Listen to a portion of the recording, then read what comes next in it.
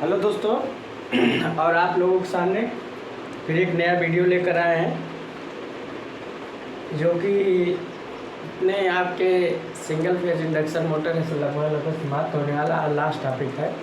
Single phase universal motor चलेगा। इसके पहले हमने आपको पढ़ाया क्या था, रिपल्सन मोटर कि रिपल्सन मोटर काम कैसे करती है, ठीक, वर्क कैसे करेगी। तो उस रिपल्सन मोटर को हमने बताया कि रिपल्सन मोटर आपकी ऐसे वर्क करेगी, ऐसे काम करेगी, ठीक। तो देखा जाए कि रिपल्सन मोटर काम कैसे करती है उसके बारे में हम लोग चर्चा कर चुके हैं।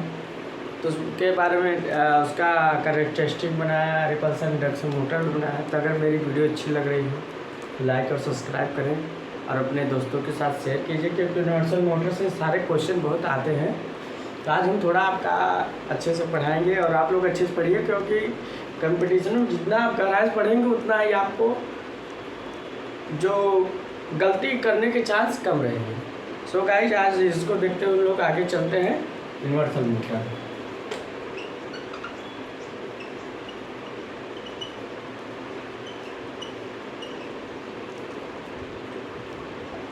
थोड़ा सा हम चलते हैं यूनिवर्सल मोटर की ज़रूरत क्यों पड़ी।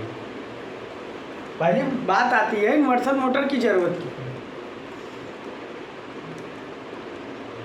हर चीज़ का किसी न किसी से रिलेशन होता है कि यूनिवर्सल मोटर की ज़रूरत क्यों पड़ी, क्या आवश्यकता आ गई कि हमें यूनिवर्सल मोटर चाहिए।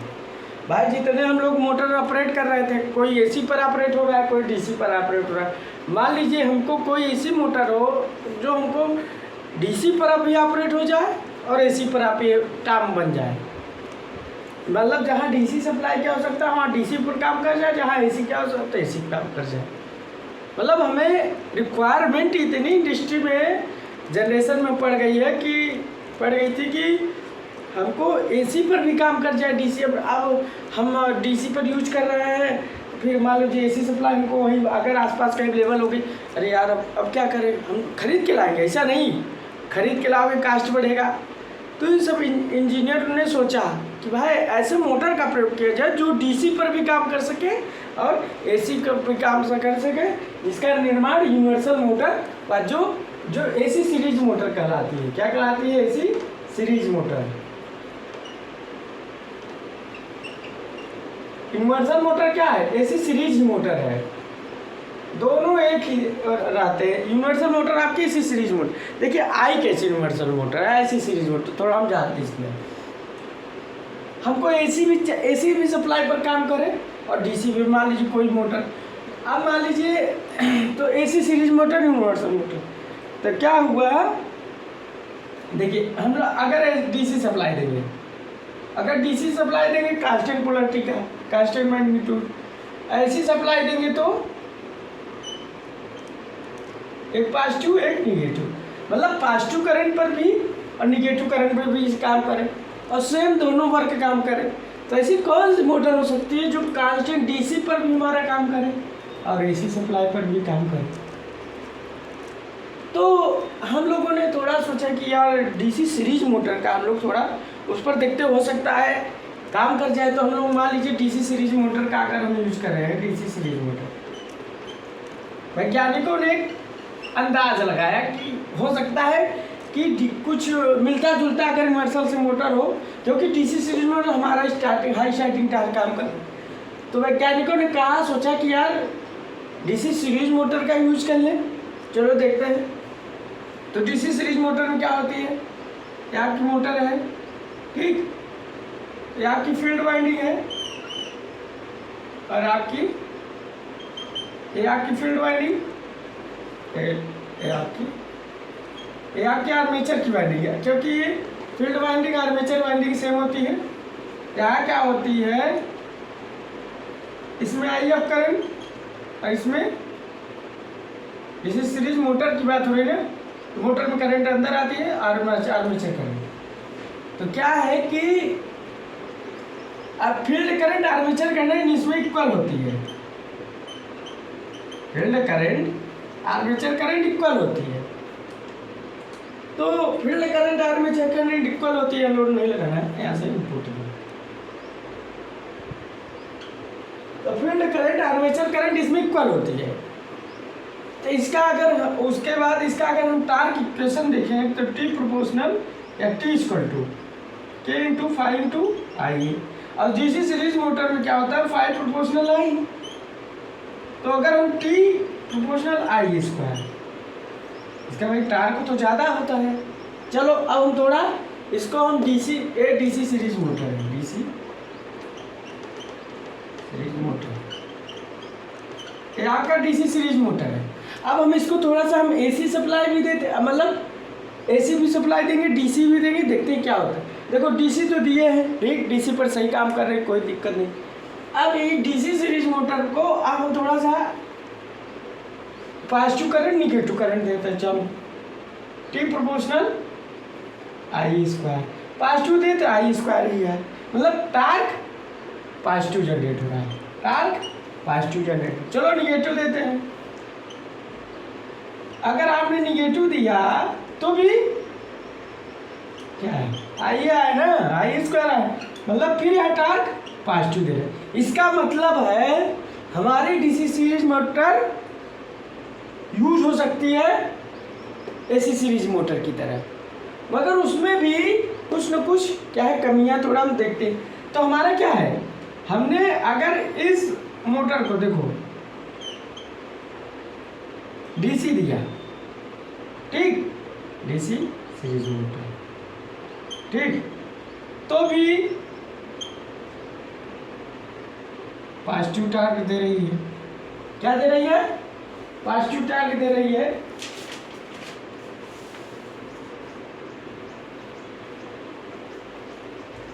अगर बीच में अगर हमने डीसी सीरीज मोटर को पॉजिटिव ये करंट दिया तो भी पॉजिटिव टार्क दे रही है।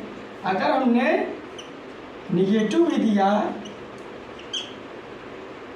निगेटिव आई, तो भी पॉजिटिव टार्क दे रही है।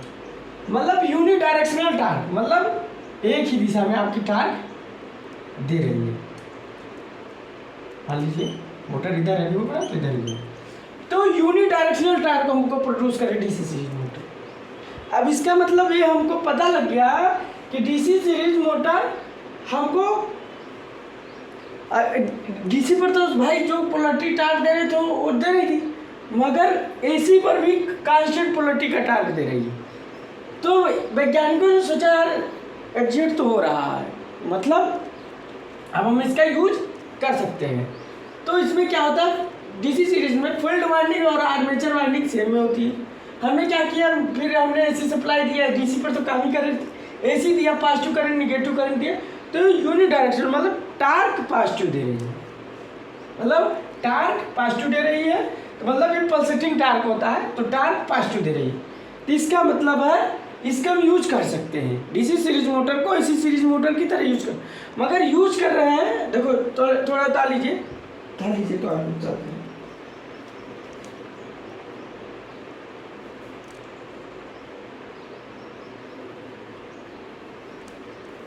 तो पॉजिटिव हाफ साइकिल और निगेटिव हाफ साइकिल में दोनों में हम लोग यूनि डायरेक्शनल टार्क जनरेट कर रहे हैं, मतलब pulsating torque positive torque generate कर रहे हैं।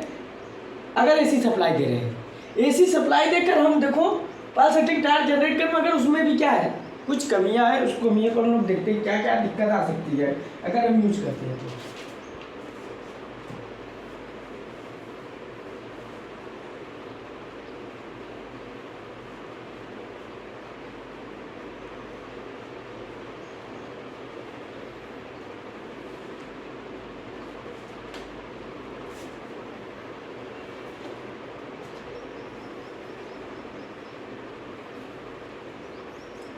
बता लीजिए, इसमें फील्ड करंट और आर्मेचर करंट लगभग सेम होती है।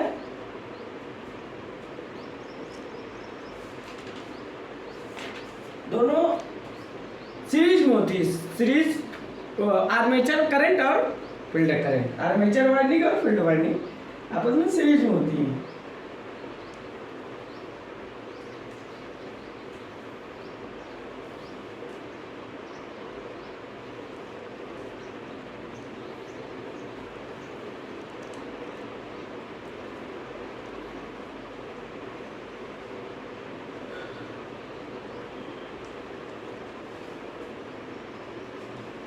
तो देखते हैं क्या होता है। अब इस मोटर को, डीसी सीरीज मोटर को एसी प्रयोग कर रहे हैं तो क्या हो रहा है, कार को तो सेम दे रहा है, मगर प्रॉब्लम क्या हो सकती है थोड़ा सा हम देखते हैं। इसको उतार होंगे, चलो थोड़ा प्रॉब्लम जानते हैं। देखो एसी तो दे रहे हैं, कार सेम जनरेट हो रहा है। अभी क्या है,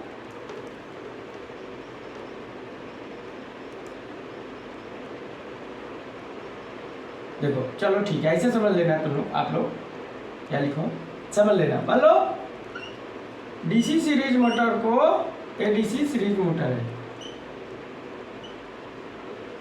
समझिए। अब इसको हम एसी सप्लाई दे रहे हैं। कौन सी सप्लाई? देखो एसी सप्लाई दी है तो यूनि डायरेक्शनल टॉर्क जनरेट हुई। अगर एसी सप्लाई दी है, लिख सकते हैं, लिखवा देंगे बाद में, चलो इसको थोड़ा सा समझिए। तो हम एसी सप्लाई दिए, एसी सप्लाई दी, टार्क को तो भाई जो है यूनि डायरेक्शनल एक ही दिशा में दे रही है, ये तो हमको अच्छा है। चलो ये टार्क सेम दे रहे हैं, अपोजिट नहीं दे रही। अब एसी पर यूज कर रहे हैं तो इसमें फॉल्ट क्या क्या आ सकते हैं। देखो एसी पर करते हैं तो इसमें क्या है, ईडी करंट लॉस आ जाता है, क्योंकि हमारा जो डीसी होता है, डीसी पर यूज करते तो कांस्टेंट पोलैरिटी अल्टरनेटिंग फ्लक्स नहीं था, मतलब घुमावदार फ्लक्स नहीं था, जिससे ईडी करंट लॉस नहीं आ रहा था डीसी पर यूज कर। मगर एसी पर जब हम एसी सप्लाई दे रहे हैं, वह अल्टरनेटिव फ्लक्स का ईडी करंट लॉस आएगी, वहाँ रिड्यूस भोर धारा आएगी, ईडी करंट लॉस आएगी, तो ईडी करंट लॉस आ गई। चलो उसके बाद नॉइज की भी प्रॉब्लम, हमिंग की भी प्रॉब्लम, नॉइज और हमिंग, जिसे हमिंग भी बोलते हैं, हमिंग प्रॉब्लम।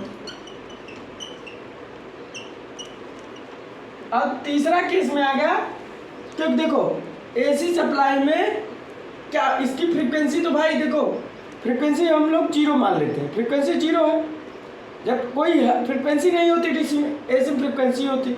अब तो फ्रीक्वेंसी अगर हो गई तो हम क्या जानते हैं, एक्सएल 2 पाई एफएल। अब देखो फ्रीक्वेंसी अगर आ गई तो इंडक्टेंस इफेक्ट आ गया, इंडक्टेंस इफेक्ट आ गया, रिएक्टेंस भी बढ़ गया, तो क्या होता है, हाई स्पार्किंग होते हैं, हाँ हाई इंडक्टिव इफेक्ट है, हाई इंडक्टेंस होता है, हाई इंडक्टेंस इसके से। यहाँ फ्रीक्वेंसी तो जीरो था, कोई फ्रीक्वेंसी नहीं था, यहाँ फ्रीक्वेंसी भाई जीरो नहीं है, नॉट जीरो है।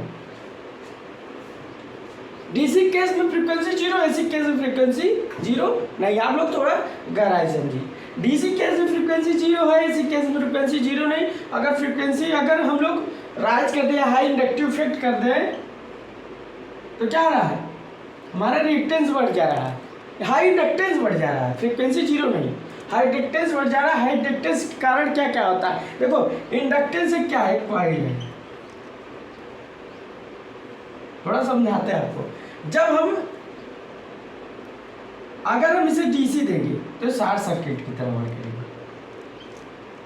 तो हम लोग जब भी डीसी सप्लाई में यूज करते हैं तो वहाँ रेजिस्टेंस की तरह यूज करते हैं, क्योंकि शॉर्ट सर्किट की तरह यूज करते हैं।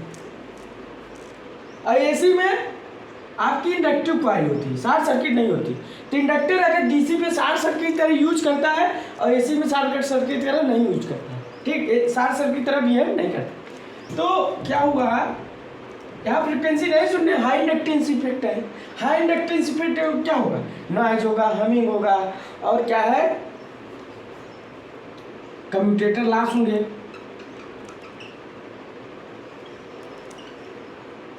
लॉस, और क्या होगा, पुअर पावर फैक्टर हो जाएगा, लिखेंगे poor power factor, poor cos phi क्या है, पावर फैक्टर। और क्या हो सकता है, ब्रश स्पार्किंग, ब्रश भी होता है, तो क्या है, ब्रश स्पार्किंग। यहाँ हम आपको ये बताना चाह रहे हैं कि यहाँ फ्रीक्वेंसी तो क्या है, फ्रीक्वेंसी हमारा हाई इंडक्टिव से हाई इंडक्टेंस बढ़ जाएगा, हमारा रिएक्टेंस बढ़ जाएगा। तो फ्रीक्वेंसी जो जीरो है, मगर इसमें एसी में जीरो नहीं। तो जब हम एसी सप्लाई के यूज कर रहे हैं डीसी सीरीज मोटर को, तो इतनी सारे प्रॉब्लम है, इतनी सारे प्रॉब्लम है। अभी ऐसी सीरीज यूनिवर्सल मोटर आई नहीं है, अभी आई नहीं है, आनी बाकी है। कैसे आएगी? हम डीसी सीरीज मोटर को कैसे इसी को, तो हम क्या करेंगे, जितने प्रॉब्लम आ रहे हैं इसको दूर कर देंगे, तब हम डीसी सीरीज मोटर को एसी सीरीज मोटर की तरह यूज कर सकते हैं। तो समझ रहे हो कि एसी सीरीज मोटर का निर्माण कैसे, मतलब कैसे आई एसी सीरीज मोटर हमारे लाइफ में, उसी चीज़ को हम आपको बताना चाह रहे हैं, उस चीज़ को आपको हम अनुभव कराना चाह रहे हैं कि कैसे आई, वो चीज़ आप समझिए इस चीज़ को।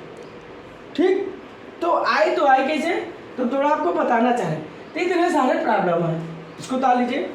तो डीसी में फ्रीक्वेंसी शून्य है, एसी में फ्रीक्वेंसी नॉट शून्य। तो जब भी आप देखे होंगे, जैसे आप लोग आर्मेचर को करते हो गए, यहाँ रजिस्टेंस लगा देते हो, अब बोलते हो आ रहे, ऐसा क्यों? क्योंकि यहाँ इंडक्टिव कॉइल से क्यों नहीं दिखाते? इसलिए नहीं दिखाते कि यहाँ हमारा जो आ रहे है डीसी पर हमारा इंडक्टिव शॉर्ट सर्किट हो जाता है, तो हम रजिस्टेंस दिखा देते। क्यों? अब देखो एक चीज हम दिखाते, एक्सएल क्या है, जेड है, जेड क्या है,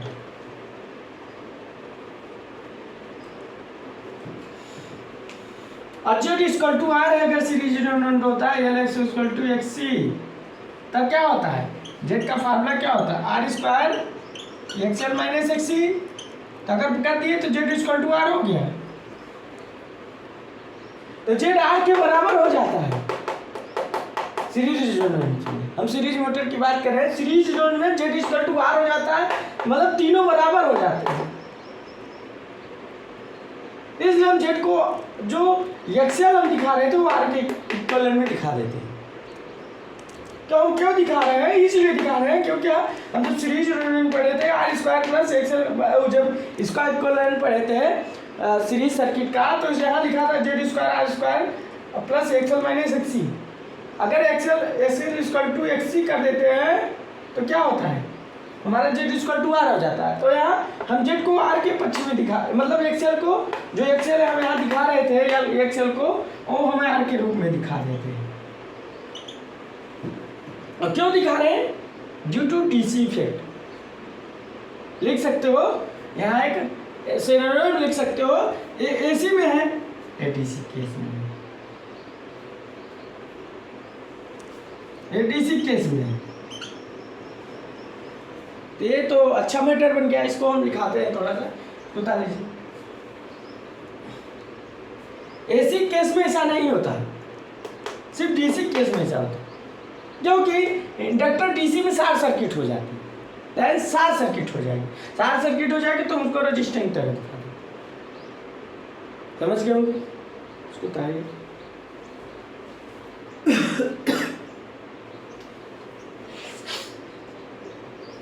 तो समझ गए होंगे।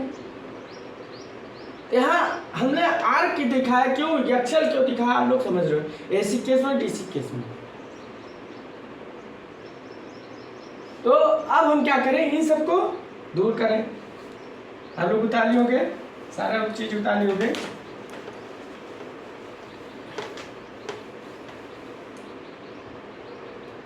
तो कौन कौन सी प्रॉब्लम आई, इसी को हम नीचे ले लेते हैं।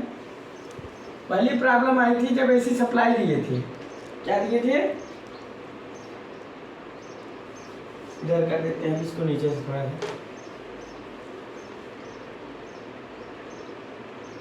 तो प्रॉब्लम कौन कौन सी आई थी, अगर हम एसी सप्लाई दे दिए तो प्रॉब्लम क्या है, पीडी करंट लॉस,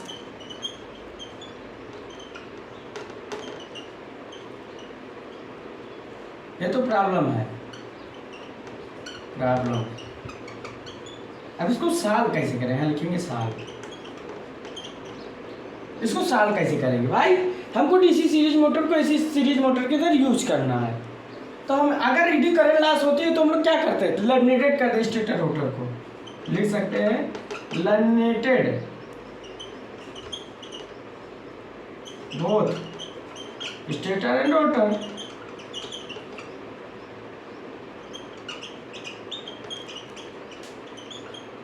तो हम लोग क्या किए, सॉल्व कर दिए जो हमारे डी करंट लॉस हो रहा था कम हो गया, अब हम यूज कर सकते हैं। चलो दूसरा इफेक्ट क्या है, नॉइज। नॉइज और हमिंग, इसको दूर कैसे, स्क्यूड स्लॉट्स बना देते थे। क्या बना देते थे, स्क्यूड स्लॉट्स। दूसरा नॉइज हमिंग दूर हो जाए। दूसरा high inductive effect, high inductance. तो हाई इंडक्टेंस जब होता था, अभी हमने ऐसी सीरीज मोटर नहीं लाई है, अभी हम लोग कैसे हमको लाना है डीसी सीरीज मोटर को ऐसी सीरीज मोटर की तरह, वो हमको दिखाना है। तो उससे क्या होगा, ब्रश स्पार्किंग। क्या हुआ था, ब्रश स्पार्किंग। अब इसको दूर कैसे किया जाए भाई, हम लोग हाई रेजिस्टेंस ब्रश का यूज कर लेते हैं। हाई रेजिस्टेंस ब्रश, तो हाई रेजिस्टेंस ब्रश यूज कर लेते तो स्पार्किंग कम हो जाती थी। और क्या था, कम्यूटेटर लॉस भी तो, और उसके बाद क्या, जो स्पार्किंग होती थी, दूसरा कम्यूटेटर लॉस।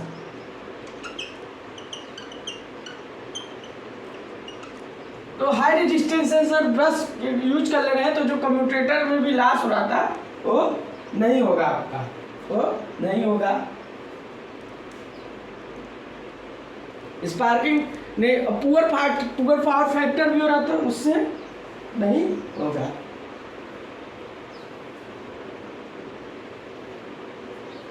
और क्या कर लेते हैं इसमें,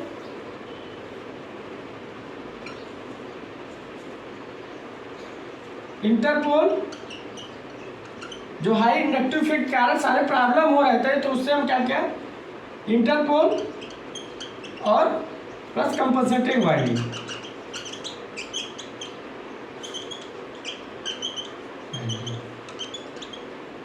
कंपनसेटिंग वाइंडिंग भी कर लिए तो उससे भी स्पार्किंग नहीं हो रही, जो हमारा कम्यूटेशन हो रहा था, स्पार्किंग हो रही थी, उससे हमने भी लॉसेज और स्पार्किंग भी दूर कर लिया। और क्या यूज़ कर सकते हैं, लो फ्रीक्वेंसी हम कर देते हैं। लो फ्रीक्वेंसी अगर कर देंगे तो भाई इंडक्टिव इफेक्ट कम हो जाएगा, तो हम क्या कर लगते हैं,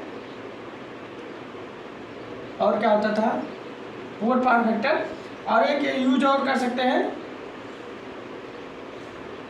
इसको उतार लीजिए, यहाँ हम लिख दिए, तो यहाँ हम साल में आप लोग नीचे लिख लीजिएगा, साल के नीचे ही।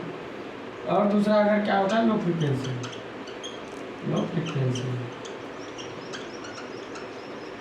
और तीसरा साल वाला क्या होगा, इस साल का है, लिख लीजिएगा, इस साल में reduced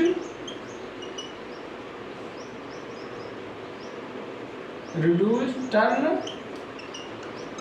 of series field winding.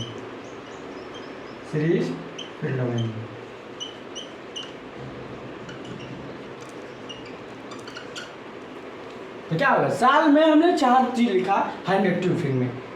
High resistance है, हाई रेजिस्टेंस ब्रश यूज करेंगे तो स्पार्किंग, इंटरपोल और कंपनसेटिंग वाइंडिंग, जो कम्यूटेशन हो रहा है, कम्यूटेशन के कारण स्पार्किंग हो रही है, वो सब कम हो जाएगी। लो फ्रीक्वेंसी कर देंगे तो हाई इंडक्टिव इफेक्ट, क्योंकि low frequency XL equal to 2/FL। यहाँ अगर हम फ्रीक्वेंसी कम कर देंगे तो एक्सएल प्रोपोर्शनल एफ, अगर यह फ्रीक्वेंसी कम तो हाई इंडक्टिव इफेक्ट कम। ठीक, उसके बाद एक चीज़ और है, साल में हम लिखे reduced turn of series field winding. तो reduced turn of series field winding का मतलब है, जब टर्न अगर हम कम कर लिए, तो क्या होता है, टर्न करने से क्या होता है, फ्लक्स कम हो जाएगा, क्योंकि EMF इक्वल टू क्या होता है, NI और NI इक्वल टू क्या होता है, EBI, ये होता है। तो अगर इन सबको काट के तो NI की प्रोपोर्शनल हो जाएगा, NI के। अब फ्लक्स क्या होता है, सीरीज मोटर टार के प्रोपोर्शनल होता है, टार कम हो जाएगा। अब तो भाई टार कम हो गया, तो हम लोग क्या किए, इसमें क्या किए कि हम लोग क्या किए, नंबर ऑफ कंडक्टर अगर इंक्रीज कर दे, इस केस में अगर टर्न्स कम तो कर दे रहा है, मगर इस केस में अगर टर्न्स कम कर रहे हैं तो फ्लक्स कम हो रहा है, फ्लक्स कम हो रहा है तो टार्क कम हो रहा है। तो हम लोग क्या किए, तो बड़ी सोचने वाली बात हो गई कि नंबर ऑफ टर्न्स कम कर दिए तो भी इफेक्ट कम हो जाएगा। तो हम लोग क्या किए, नंबर ऑफ कंडक्टर बढ़ा दिए, नंबर ऑफ कंडक्टर बढ़ा दिए। तो हम लोग नंबर ऑफ स्लॉट ज़्यादा बढ़ा दिए। तो नंबर ऑफ अगर कंडक्टर बढ़ा देते हैं, टार्क हमारा क्वेश्चन क्या होता है, पी फाई जेड आई ए अपान 2 पाई ए। तो टार्क प्रोपोर्शनल जेड के हो जाएगा, मतलब यहाँ नंबर ऑफ कंडक्टर जैसे बढ़ाएंगे वैसे टार्क बढ़ जाएगा, तो ज़्यादा इंडक्टिव इफेक्ट नहीं होगा। तो हमारे यूनिवर्सल मोड अब क्या हुआ, तो हमने नंबर ऑफ कंडक्टर बढ़ा दिया। तो अब हमारा इन सब हमने जब दूर कर लिया, सब सारे हमने यूज कर लिए, तो हमारा आया क्या इस केस में, यूनिवर्सल मोटर या ऐसी सीरीज मोटर।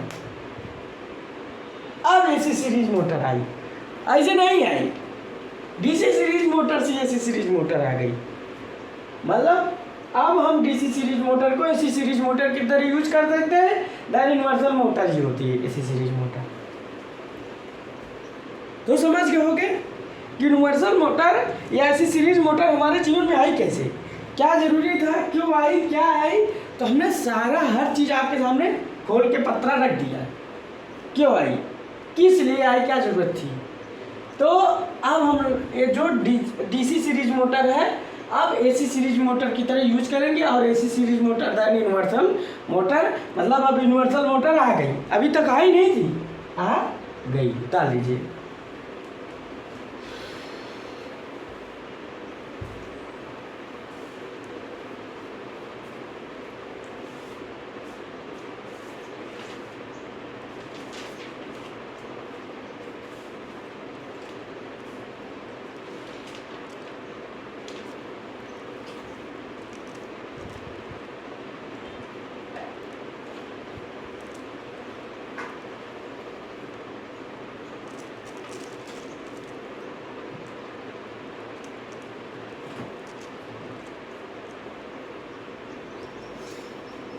तो आप लोग मन लगा के देखिए, किसी भी चीज़ का निर्माण कैसे हुआ वो जानना जरूरी है। ये जानना नहीं कि मोटर बस आ गई उसको पढ़ाना चालू, इसे नहीं, कैसे आई क्या रीजन है उसका भी आपको जानना जरूरी है। तो हमने सारे बता दिया कि जो हमारी इसी सीरीज मोटर आई तो आई कैसे, मतलब ऐसे तो आई नहीं, हमारी जो इसी सीरीज मोटर है आई तो आई कैसे। तो हम लोग इंटरपोल लगा दिया, कंपनसेटिंग वाइंडिंग लगा दिया, फील्ड वाइंडिंग तो है, आर्मेचर वाइंडिंग भी है। तो वहाँ उस केस में हम लोगों ने अपना यूज किया कि भाई जो लॉसेज हो रही हैं, जो स्पार्किंग हो रही हैं, उन सबको दूर किया जाए। तो हमने लेमिनेटेड कर दिया, तो लेमिनेटेड कर दिया तो जो क्या हो रहा था, ईडी करंट लॉसेज हो रही थी कम हो गई। और उसके बाद हमने नॉइज जो होमिंग हो रही थी स्क्रू स्लॉट्स बना दिए, और जो स्पार्किंग हो रही थी तो हाई रेजिस्टेंस ब्रश का यूज कर, तो हम डीसी सीरीज मोटर को एसी सीरीज मोटर की तरह यूज कर सकते हैं। और ये यूज करेंगे तो उसी को यूनिवर्सल मोटर बोलते हैं।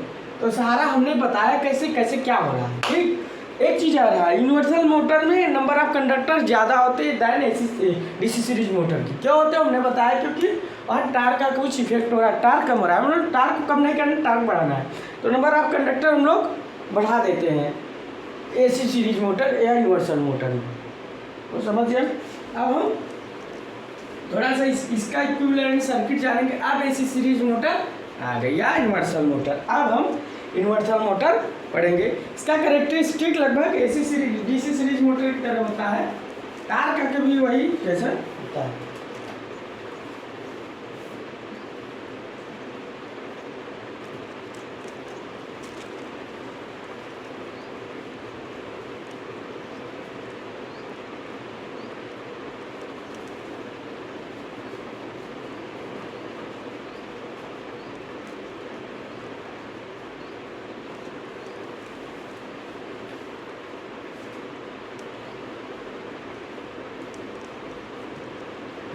तो थोड़ा इसका हम ग्राफ बना, तो आप लोग उतार लिए होंगे।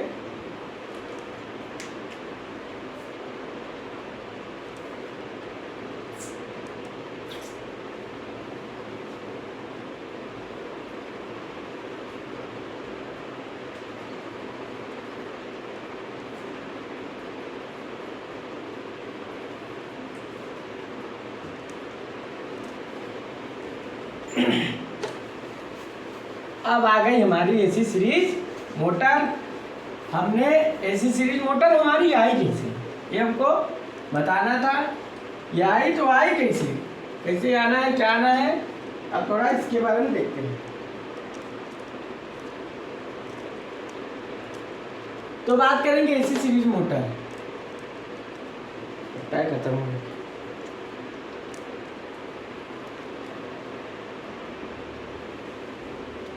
तो अब एसी सीरीज मोटर अब आ गई, आई तो आई कैसे, हमने सारा बताया। अब इसके बारे में हम लोग कल पढ़ाते हैं, तो कल आप लोग अच्छे से पढ़िएगा, क्योंकि